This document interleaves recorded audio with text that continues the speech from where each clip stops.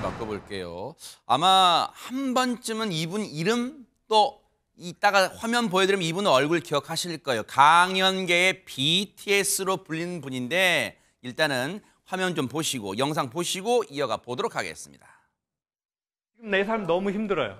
내 삶이 바닥이야. 정말 바닥이야. 마음도 뒤집어지고 정신도 뒤집어지고 몸도 뒤집어졌어요. 가만히만 있지 말고요. 가만히 있는 시기가 지나고 나선 절대 혼자 있으면 안 돼. 좋은 만남을 갖는 거예요. 근데 돌아다니면서 사람 만나는 것도 쉽지 않은 일이니 책으로 만나고 영상으로 만나면 돼요.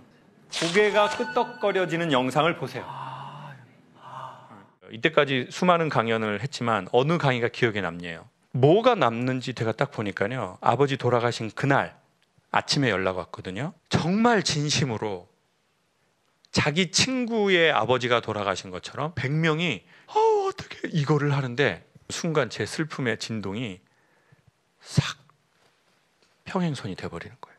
나 처음 본 사람인데 내 슬픔에. 그때 내 슬픔이 순간 지나갈 힘을 얻는 거예요. 여러분, 슬픔은 이기거나 사라지지 않습니다. 그 힘든 순간을 지나갈 그 무언가가 살짝 우리에게 필요해요. 지금 이 영상 일부만 보여드렸지만 시청자분들도 이걸 들으시면서 이른바 힐링이 되잖아요. 뭔가 마음의 위안도 되고. 그런데 김현주 평론가님, 우리가 갑자기 이 김창옥 씨를 왜 지금 소개해 드리는 걸까요?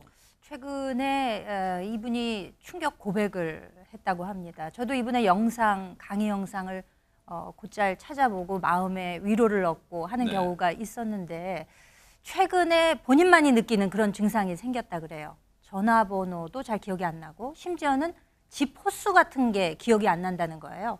숫자가 갑자기 기억이 안 나는 것을 넘어서서 사람 얼굴을 기억하지 못하게 되는 경우가 종종 찾아왔다는 거죠. 내가 뭐 좀 이상한 거 아닌가라는 생각을 했겠죠. 그래서 이제 뇌신경센터에 가서 검사를 해봤더니 치매 증상이 있다라는 그런 얘기를 들었다는 거예요. 그래서 뇌 MRI하고 펫 검사 이런 것들을 했더니 알츠하이머일 수가 있겠다라는 진단을 받았다고 합니다. 그러니까 아주 확정적인 것은 아닙니다만 의심소견이 있다는 거예요.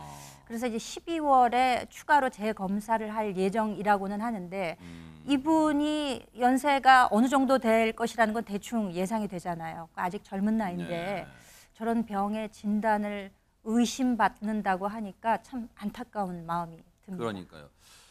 이 영상 찾아보시는 분들 정말 많으실 거예요. 김현주 평론가님도 그렇습니다만 저도 그런 분들 중에 사람들 중에 한 명입니다만 지금 딱 보시기에 젊잖아요. 아직 팔팔하게 전국을 다니실 나이인데 갑자기 알츠하이머 의심 증세 소견 받았다는 거예요. 다음 달에 재검사지만요. 근데 본인이 이 얘기를 했대요. 얘기 들어보시고 이어가 보도록 하겠습니다. 저는 이제 50이 됐는데요. 제가 자꾸 뭐를 잃어버리게 됐어요. 처음에는 숫자를 잃어버려요. 이렇게 그리고 뭔가 숫자를 기억하라고 하면 엄청 스트레스를 받아 하는 거예요. 머리가. 그러다가 이제 집 번호 같은 걸 잃어버리는 거예요. 전화번호도 잃어버리고 집이 몇 호인지 잃어버리고 그래서 이제 정신과 말고 뇌신경센터를 가게 됐어요. 그래서 갔는데 약간 치매 증상이 있다고 MRI하고 펫을 찍자고 했어요.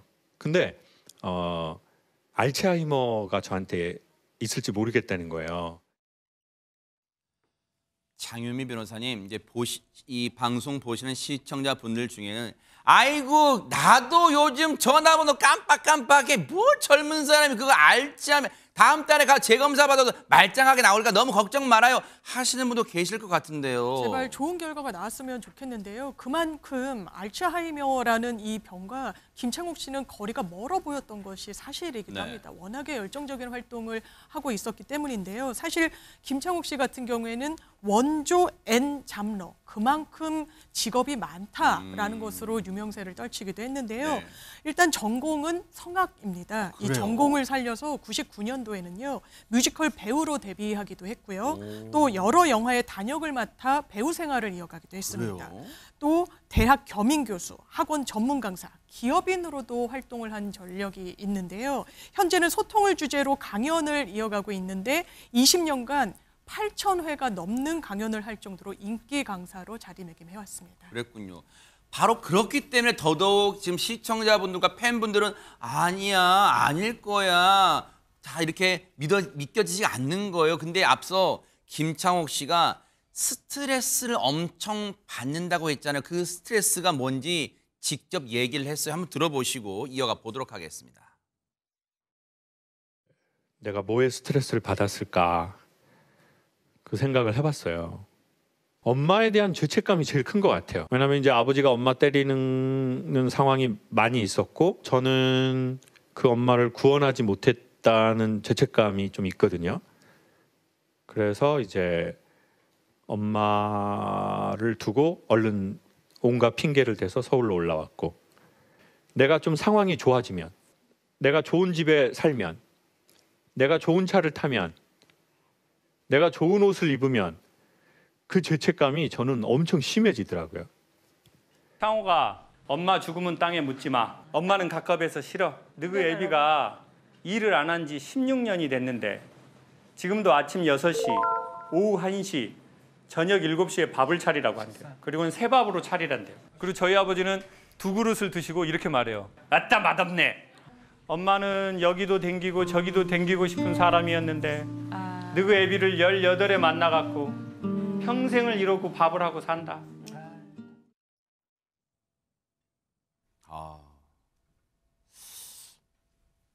갑자기 이담 아나운서 먹먹해졌어요. 먹먹해집니다, 진짜. 그러니까 어머니가 굉장히 힘든 삶을 사셨다는 걸 또 김창옥 씨가 얘기를 많이 했고 네. 엄마에 대한 또 사랑 또 걱정이 굉장히 큰 것 같았는데요.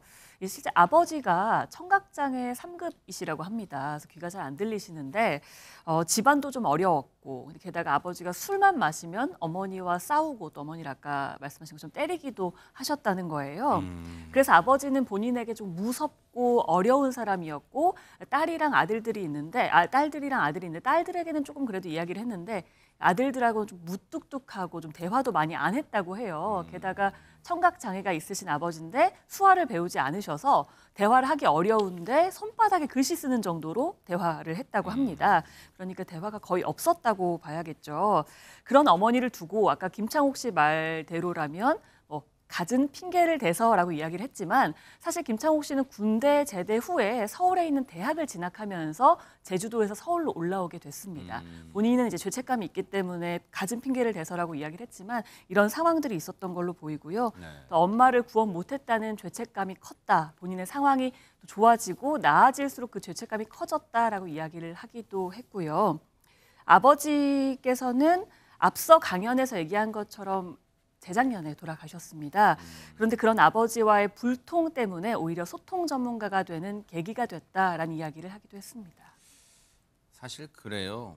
김창옥 씨처럼 거의 모르는 사람이 없고 유명하고 이른바 셀럽인 분들이 저렇게 많은 분들 앞에서 자신의 가정생활 그런 걸 선뜻 다 털어놓기가 쉽지는 않았을 텐데 정말 가감 없이 김창옥 씨는 다 털어놨어요. 특히 어머니에 대한 미안함 그런 것도. 그런데 이런 김창옥 씨가 최정화 기자님 정말 이번 일로 뭔가 어려운 결단을 내린 게 있다면서요. 네, 그래서 김창옥 씨가 결단을 내렸는데요. 이 김창옥 씨가 무언가를 기억을 하려고 하면은 그 행위 자체가 굉장히 스트레스를 받는다라고 해요. 그래서 강연이라는 게 사실 기승전결이 짜여져 있는 이 이야기잖아요. 그렇기 때문에 강연도 좀 버겁다라고 합니다. 그래서 강연을 서서히 줄여갈 것이다라고 얘기를 하는데요. 그런데 워낙 인기 스타잖아요. 내년까지 일정이 이미 잡혀 있는 게 있다고 합니다. 그래서 이미 잡은 약속은 해야 되니까 내년 일정까지는 다 하고 기업이나 외부 강의 같은 경우에는 점점 죄송하다라고 하면서 줄여가고 있는 상황이라고 하네요.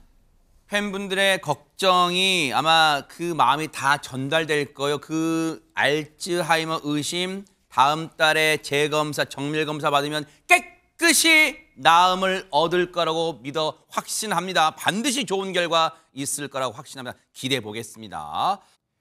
보고 계십니까? 대박 사건. 네, 안녕하십니까? 김명준입니다.